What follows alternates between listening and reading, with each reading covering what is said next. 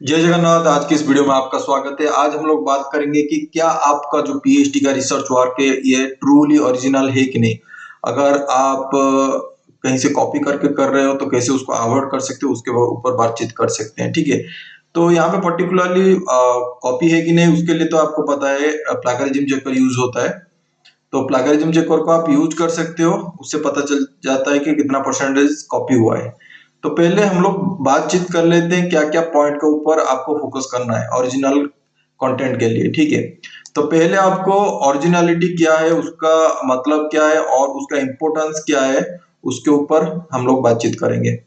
ठीक है, तो यहाँ पे देख सकते हो कि यहाँ पे सिर्फ क्या है कि ओरिजिनलिटी का मतलब नहीं है कि यहाँ पे सिर्फ आप नया चीज कुछ डिस्कवर कर रहे हो, ऐसा नहीं।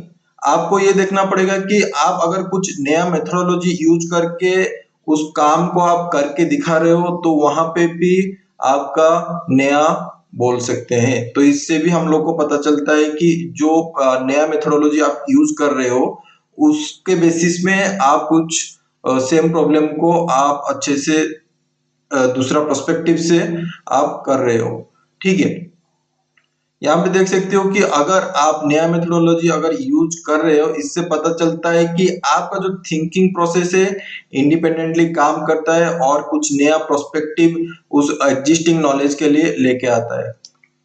उसके बाद इसे कैसे पता चलेगा कि जो नया हुआ है कि नहीं, तो उसके लिए आपको पहले क्या करना पड़ेगा कि लिटरेचर रिव्यू कंडक्ट करना पड़ेगा। जब आप थोरो लिटरेचर रिव्यू कंडक्ट करते हैं तो वहां पे आपको क्या मिलता है कि आप एग्जिस्टिंग रिसर्च में क्या क्या मेथोडोलॉजी क्या क्या फाइंडिंग मिला है उसके ऊपर आपके रिलेटेड फील्ड में आपको नॉलेज गेन होता है। तो कैसे पता चलेगा, तो पहले आपका रिलेटेड में लेटेस्ट रिसर्च पेपर है उसको आप रिव्यू कीजिए। जर्नल आर्टिकल कॉन्फ्रेंस प्रोसीडिंग जो रिसर्च पेपर है उसको आप अच्छे से देखिए, वहां पे किस तरह का मेथोडोलॉजी यूज हुआ है, क्या क्या नया फाइंडिंग है, क्या क्या रिसर्च गैप वो लोग ढूंढे हैं, फ्यूचर गैप क्या है उसके ऊपर आप देखिए। उसके बाद जाके आप डिसाइड कर सकते हो कि आप क्या खुद करके उस रिसर्च गैप को आप फिल कर सकते हैं। तो ये कॉम्प्रिहेंसिव लिटरेचर रिव्यू कंडक्ट करने के बाद ही पता चलता है। ठीक है, नेक्स्ट पॉइंट देखेंगे, identify gaps and unique angles.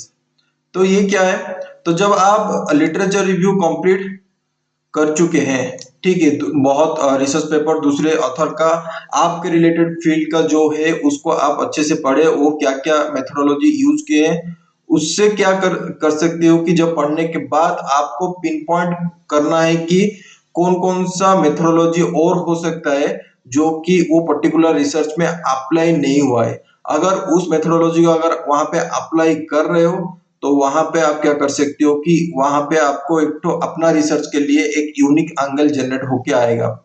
तो उससे पता चलेगा कि क्या नया इनसाइड आपको मिल रहा है। ठीक है, तो जब भी आप यूज कर रहे हो तो अच्छे से फ्रेश प्रोस्पेक्टिव से आप अच्छे से अप्लाई करो। नया मेथड आप अप्लाई कर सकते हो दूसरा फील्ड का। ठीक है, मतलब मेथोडोलॉजी में अगर आप कर रहे हो तो स्टैटिस्टिक्स का आप यूज कर रहे हो तो डिफरेंट स्टैटिस्टिक्स टूल को आप यूज कर सकते हो। अगर कोई ऑप्टिमाइजेशन टेक्निक लगा सकते हो तो दूसरा ऑप्टिमाइजेशन टेक्निक लगा के क्या उस तरह का रिजल्ट आ रहा है उसी हिसाब से अपना रिसर्च को आप दिखा सकते हो।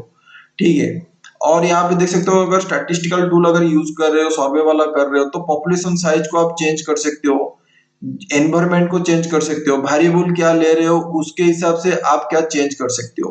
100% चेंज नहीं चाहिए। अगर 50% भी चेंज होता है अपना वेरिएबल में जो आप ले रहे हो जो हाइपोथेसिस प्रूव करने के लिए, उस वेरिएबल को अगर आप चेंज कर रहे हो 50% भी, वो भी नया इनसाइड में आता है। ठीक है, तो वहां पे भी नोबेलिटी ओरिजिनलिटी में काउंट होता है। ऐसा नहीं कि कोई अगर सर्वे वाला क्वेश्चन अगर आप कर रहे हो और वहां पे जो क्वेश्चनर्स लिए हैं उस क्वेश्चनर को पूरा डिट्टो आप अगर आप कॉपी कर रहे हो तो वहां पे ओरिजिनलिटी नहीं आएगा। लेकिन उस क्वेश्चनर में जो वेरिएबल लेके स्टैटिस्टिकल में हाइपोथेसिस प्रूव करने के लिए ले रहे हैं, अगर उस वेरिएबल को अगर आप चेंज कर रहे हो अपना स्टडी के हिसाब से तो वहां पे भी उसको बोल सकते हैं कि ये कुछ नया काम किया है।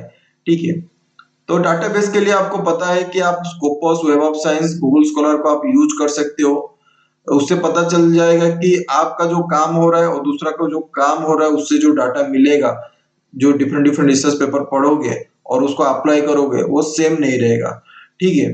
तो प्लेगरिज्म चेकर अवेलेबल सॉफ्टवेयर है, जैसे टर्निटिन है, उसको आप यूज कर सकते हो, चेकआउट कर सकते हो कि शायद आप दूसरे से कोई रिसर्च वर्क रिप्लिकेट नहीं कर रहे हो और दूसरे का आइडिया को रिप्लिकेट नहीं कर रहे हो, उससे पता चल जाता है। कॉपी का परसेंटेज कितना हुआ है वो दिखा देता है वो सॉफ्टवेयर, तो इससे पता चल जाता है। और फाइनली भी जब आप थीसिस सबमिशन करोगे, वहां पे भी आपको चेक होगा कितना परसेंटेज कॉपी हुआ है, और वहां पे 10% का रूल है, 10% से अगर ज्यादा होता है तो आपको क्या होता है कि रिसर्च कॉपी माना जाता है, तो उससे बच के रहना है। तो प्लेगरिज्म चेकर सॉफ्टवेयर आप यूज कर सकते हो। ठीक है। तो उसके लिए आप क्या कर सकते हो कि अपने जो रिसर्च गाइड है उनके साथ आप अच्छे से बातचीत करिए करिए और वहां से फीडबैक लीजिए, और आपका जो अप्रोच है ओरिजिनल है, वो आप मतलब क्या काम किए जब रिसर्च गाइड के साथ बातचीत करोगे, तो उनका नॉलेज में भी वो बोल सकते हैं, क्योंकि वो भी एक्सपीरियंस है उस रिसर्च फील्ड के, जिस रिसर्च फील्ड में आप काम कर रहे हो। तो वो भी आप मतलब उनका जो व्यू पॉइंट है उसको अच्छे से सुनो और देखो कि आपका जो रिसर्च वर्क है ओवरलैप हो रहा है कि नहीं।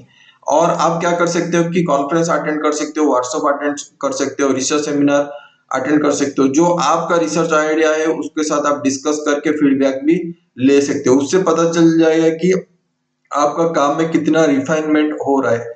ठीक है। तो इसे आपको ओरिजिनलिटी के तरफ लेके आपका रिसर्च को आ जाएगा। तो जब भी आप रिसर्च वर्क कर रहे हो तो अपना जो रिसर्च प्रोसेस है उसको अच्छे से उसको डॉक्यूमेंटेशन करो, डिटेल्स नोट्स रखो। आपका जो पर्टिकुलर रिसर्च वर्क कर रहे हो रिसर्च पेपर के लिए, उसको डायरी मेंटेन करो। देखो, फिजिकल डायरी मेंटेन करना बहुत अच्छा है, ऑनलाइन भी कर सकते हो, लेकिन डायरी सबसे अच्छा रहता है। ठीक है। क्योंकि हर वक्त आपके पास सिस्टम खुल के रखने के मतलब सिस्टम खुल के देखने के लिए मन नहीं होगा। डायरी होगा तो आप डायरी में जाके कभी ना कभी उसको मॉडिफाई कर सकते हो, क्या क्या आप खुद नया कुछ ऐड करना चाहते हो कि नहीं। तो ये फीडबैक के रिस्पॉन्स के बेसिस में उसी हिसाब से आपका जो नोट्स है उसको अपडेट करते रहिए, तो वो आपका रिसर्च प्रोग्रेस में बहुत हेल्प होगा। तो जो रिकॉर्ड आप ले रहे हो उसको सोर्सेस आप देना पड़ेगा रेफरेंस में, प्रीवियस वर्क जो ऑलरेडी किए हैं, और उनका काम को डायरेक्टली कॉपी करना छोड़ दो। ठीक है। कॉपी करना अच्छा नहीं है, नहीं तो ओरिजिनलिटी में आपका प्लेगरिज्म चेकर में पकड़ में आ जाएगा। तो जो आपका रिसर्च वर्क है उसको एक नया पर्सपेक्टिव दे सकते हो। कैसे? मैं अभी बताया कि मेथोडोलॉजी नया मेथड्स यूज कर रहे हो, नया स्टैटिस्टिकल टूल यूज कर रहे हो, या नया ऑप्टिमाइजेशन टूल यूज कर रहे हो, उससे आपको क्या मिलेगा कि नया इंसाइट आपको मिलेगा। वो एक तो नया तरह का ओरिजिनलिटी के हिसाब से आएगा, और नोबिलिटी में उसमें आप लिख के दे सकते हो कि ये पर्टिकुलर मेथड में आपका रिसर्च वर्क कंडक्ट हुआ है जो पहले से बहुत लोग नहीं किए। ठीक है। ऐसा नहीं कि बोलो कि डायरेक्ट के ही मतलब कोई नहीं किया है, कोई नहीं किया है, मैं इस तरह का लिखता था लेकिन अभी नहीं लिख रहा हूँ। तो वो जब फीडबैक आएगा उसी हिसाब से आप मॉडिफाई करोगे। अगर आपका टॉपिक सिमिलर भी है, मतलब फैमिलियर है, लेकिन जब अगर यूनिक मेथोडोलॉजी वहां पे अप्लाई कर रहे हो, नया प्रोस्पेक्टिव वहां पे यूज कर रहे हो, तो उसको भी आज नया रिसर्च के हिसाब से देखा जाता है। ठीक है। तो यही सब अगर आप यूज कर रहे हो पॉइंट, जो जो पॉइंट मैं यहाँ पे डिस्कस किया, तो आपका जो रिसर्च वर्क है उसको ओरिजिनल के हिसाब से ट्रीट किया जाएगा। ठीक है।